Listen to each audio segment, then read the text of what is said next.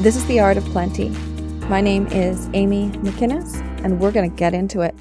Today, we are getting into daydreaming.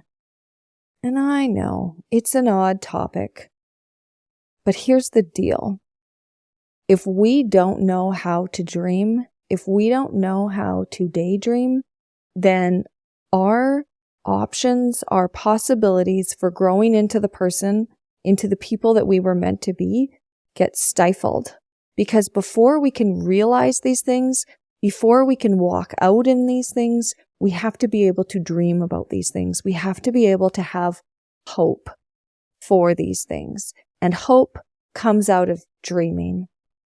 So it's really the beginning toward moving to that person that you knew you were meant to be the person and to do the things that you are here to do. And get this, adulting isn't necessarily conducive to dreaming. It's not conducive to experimenting or putting yourself out there in new ways. So, what is dreaming? Dreaming is thinking about things, wishing for things, hoping for things to be different. It's thinking about what could be and thinking about the possibilities, the endless possibilities that are there for your life. As far as adulting goes, there are some parts of dreaming that are definitely conducive to adult life, such as worrying. That's a type of dreaming. That's a type of thinking about things that could be, except for that's in a negative way. And there's a lot of room in adult life to worry. There's a lot of acceptance that that is an okay way to dream. But that's not the type of daydreaming that we want to do. We want to do the type of daydreaming, we want to do the type of hoping that activates those parts inside of us that have been dormant or that have been sleeping. Now, within adult life, there are other acceptable areas where we can pursue growth and we can think about what's possible, and it's not just worrying. Anytime that we think about professional development, dreaming is a-okay. We do not have the same judgments reserved for people that think about the possibilities related to their work life or their professional development. And the reason for that, I think, is because when you daydream and when you think about the possibilities for what you could be doing with work, it is very much connected to ambition, because people that are ambitious have dreams about what they want to do. And so they activate that dreaming part of them in order to go after the things that they are feeling ambitious towards. And in our society, there is a link between ambition and success and personal success within the workforce. So this is an area where we as adults are very comfortable dreaming about, is in relation to what we're going to be doing with work or what we're going to be doing with professional development. Now, other things where we feel okay pursuing is if we do any type of learning that's connected to having some benefit for our kids, and this is especially true, I think, for women. If you're taking parenting courses, super acceptable. People are on board with anything that you can do that is helpful to being a better parent or to be making your kids' life better if they're struggling. So doing things and learning things that you can do to support them is the type of learning that is definitely acceptable for adults. So are things like fitness classes. And the reason for that is because there, again, is so much acceptance within our society to push yourself physically and to be physically well. So anytime people have hobbies or are pursuing things that are connected to physical health, it's something that other people can get behind. Now, I think that the reason why it is difficult to dream is because we get out of practice. This really was highlighted to me in the last 2 cohorts that we did for my course about finding meaningful work. A part of that course, which is all about not necessarily changing your job or looking for a new job, but rather to get the most out of the job that you have. I think as adults, we get into situations where all of a sudden we're in a workplace that we've been in for a while and we have this feeling of being stuck. It's not that we hate our work. It's just that it's a burden. We are looking forward to retirement, or we're looking forward to something to shift, but we're so far away from retirement that it's a drain to be doing work. And the course really captures those things that make it difficult for us to go to work and how to shift that so that we can like the work that we're doing again. And here's what happened in my last 2 cohorts. There's a certain activity where we dream about a dream job that we would like. And it's not even about that we're going to actually pursue that job. It's just to stir up that feeling of dreaming. And what I realized in both cohorts is that people don't know how to do this. They've forgotten how to dream. And it was a bit mind-boggling to me that we've forgotten to do that. And it's because of that I thought, oh, I want to talk about this. I want to share my thoughts on why we need to be able to dream and what the process of dreaming does for us. Dreaming isn't just about work either. It's about all of the things that we're interested in. Because when we stop dreaming, we stop thinking about the possibilities that we have, about the way that our life could turn out. It's kind of like flexibility. And what I mean by that is when you stop moving in certain ways, it gets more and more difficult to move in those ways.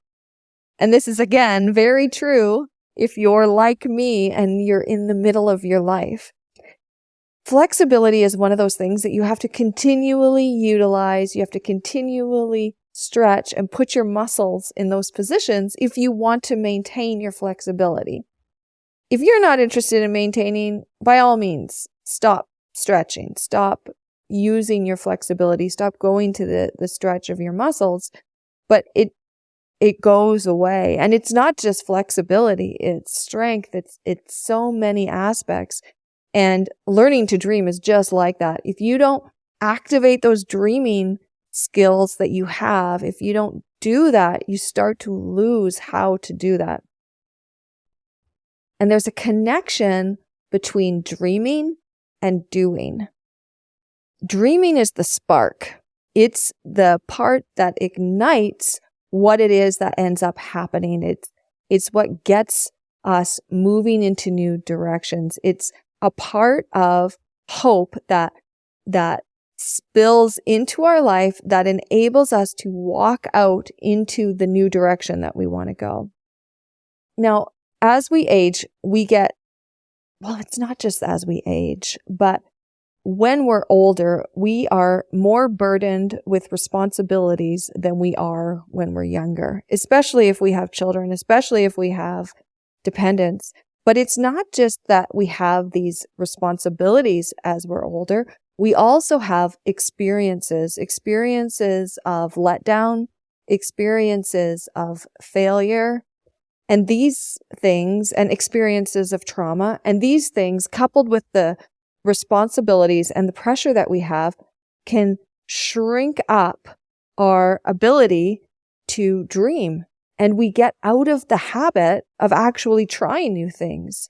So when we go to dream, we don't even think things are possible because we're not used to doing new things, and we're not used to putting ourselves in situations where we have to learn things. I had created a pilot course for couples that were looking at strengthening their relationship with their spouse.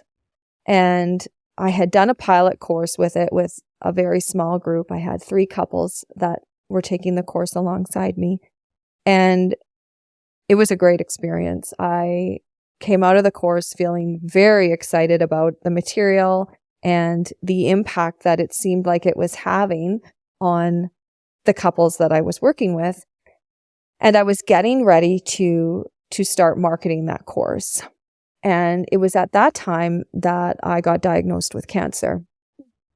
And I knew that in order to get through the treatment regime, the surgeries, the radiation, the chemotherapy, that I wasn't going to be able to market and launch a course. There was no way that I was going to want to be recording, never mind working that amount to launch a new product.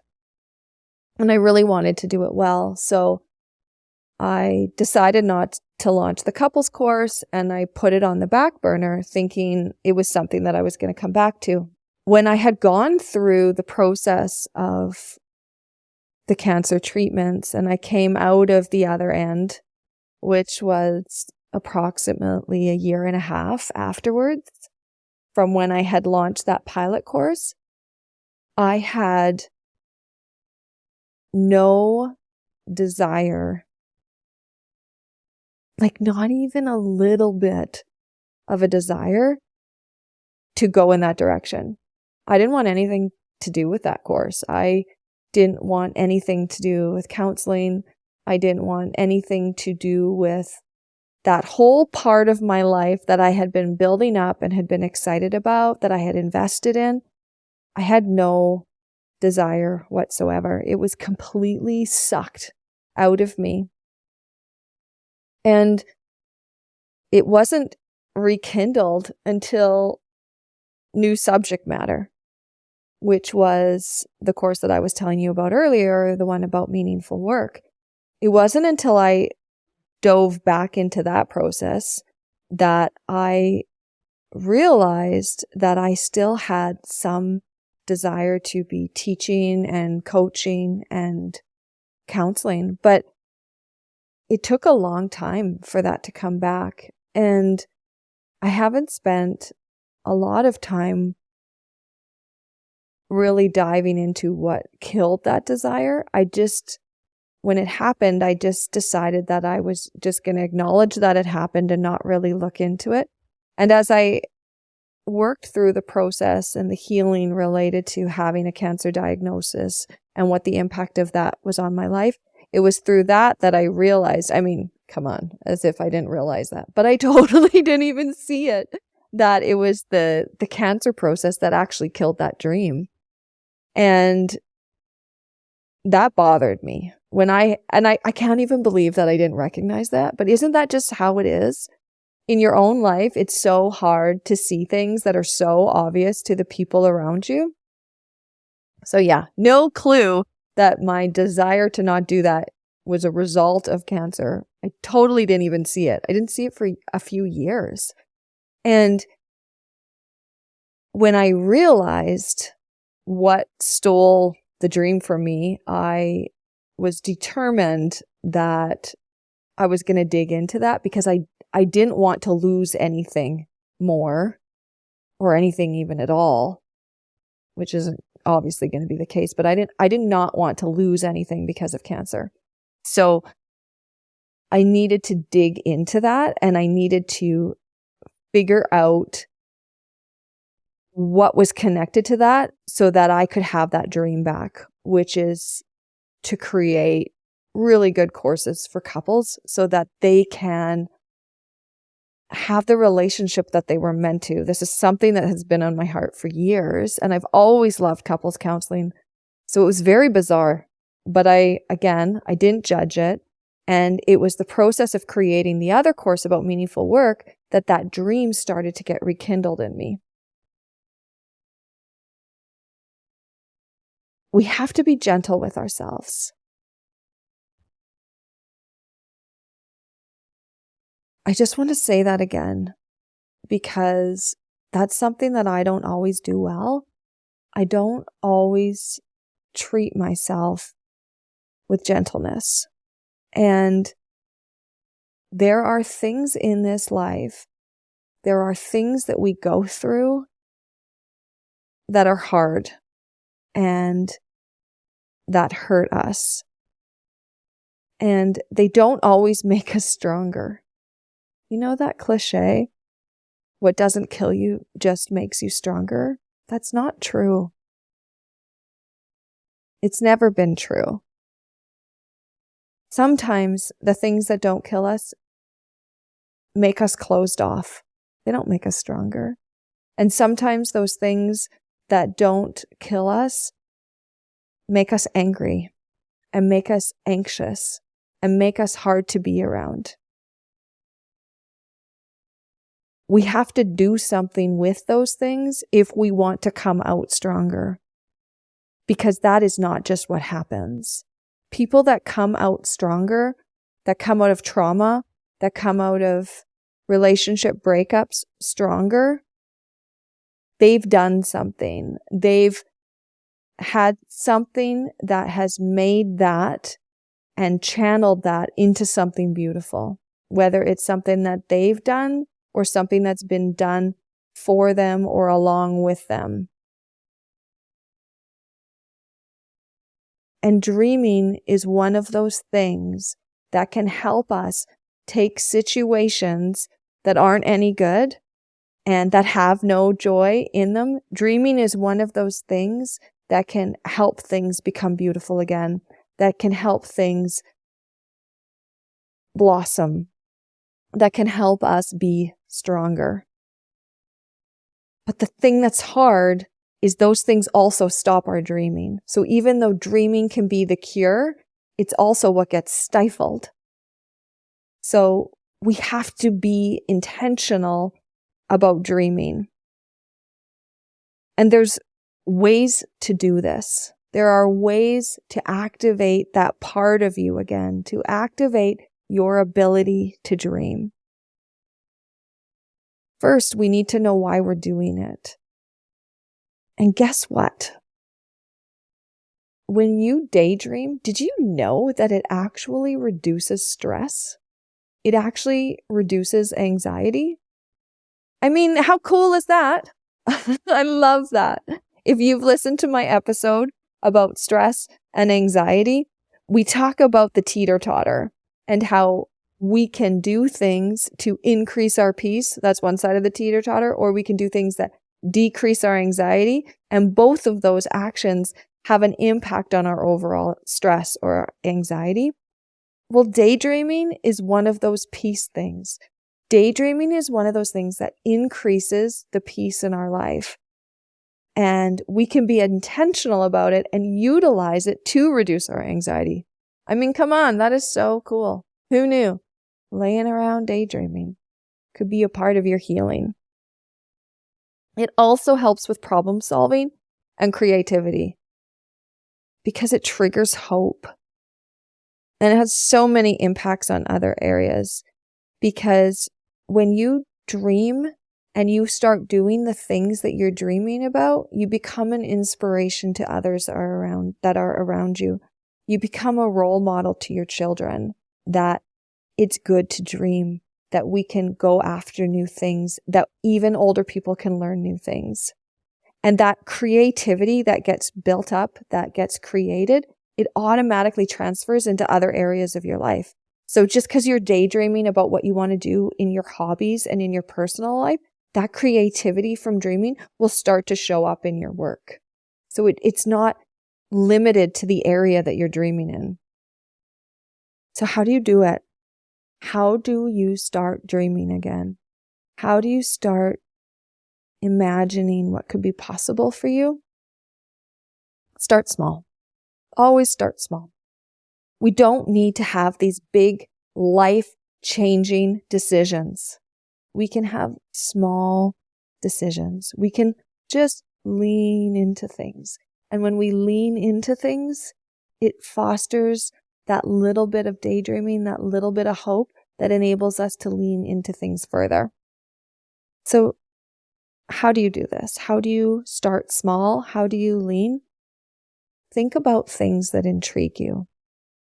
Can you come up with 5 things that intrigue you, that you're interested in?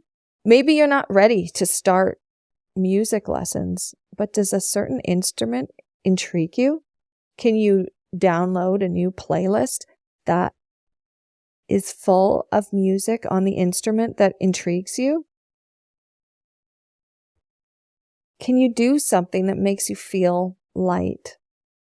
Is there something that when you do it, you just feel good all over? And if you don't know what those things are for you, that's okay. The way that you do that is you think about what intrigues you and then you try some of those things. And guess what? We live in the best day and age for trying new things. I mean, YouTube is jam-packed with things you can learn and do at home. So finding those things that make you feel light helps you to dream. And what I mean by feeling light, I mean that feeling when you don't have that tension in the back of your neck or that tightness in your stomach. And if you don't know how to get there, sometimes the most simple thing to do is just to shake your body. It seems ridiculous, but think about how kids are. And yeah, I know if you're watching me on YouTube, I probably look ridiculous because I'm shaking myself around. But there's something that happens when we loosen stuff off of our physical self. There's something that gets kindled inside of us that helps us to dream. I'm pausing because I want you to hear me. You're going to have to push through the thought that this is stupid, that this is dumb, that this isn't going to do anything for me. That is just stinking thinking. And it's not going to serve you. Instead, congratulate yourself for doing something new and smile. Actually cheer in your heart when you do something new, because it is worth celebrating. It is worth celebrating when you put yourself out there. Because I got to tell you, it is not easy becoming the person that you were meant to be. But it is always worth it. It is always worth the effort, and it is always worth the energy. You can do this. You were meant for this. And if you were meant for this, then that means that inside of you, you have absolutely everything you need to be who you were meant to be. I'm so honored that you would listen and that you would spend time hearing my thoughts. Thank you. Thank you for being here with me today. I would love to hear some of those things that intrigue you. I want to know, what are you guys all up to? Do you want to know why I really want to know? I get so inspired when I hear what other people are interested in, because then, you know what that does for me? It makes me think, oh, maybe I want to look into that. Maybe I want to try that. Because when you get around people that are doing inspirational things, you feel inspired. So I want to know, what intrigues you? What intrigues my audience? What are you guys interested in doing? What have you always dreamed about doing? Because aren't people fascinating? And don't we learn so much from our conversations with one another? So please share with me. Please share what is intriguing you these days. This podcast was recorded for you and is intended for you for entertainment only. And I'm saying that because if you need help, if you need more help than what this is, please reach out to someone in your home community for in-person help. There are so many people out there that are skilled and educated, and I just want to see you get to where you need to be. Once again, thank you for listening, whether you're joining me from Apple Podcasts or Spotify or YouTube or wherever you have found me. Thank you. It has been an honor to share my heart with you today.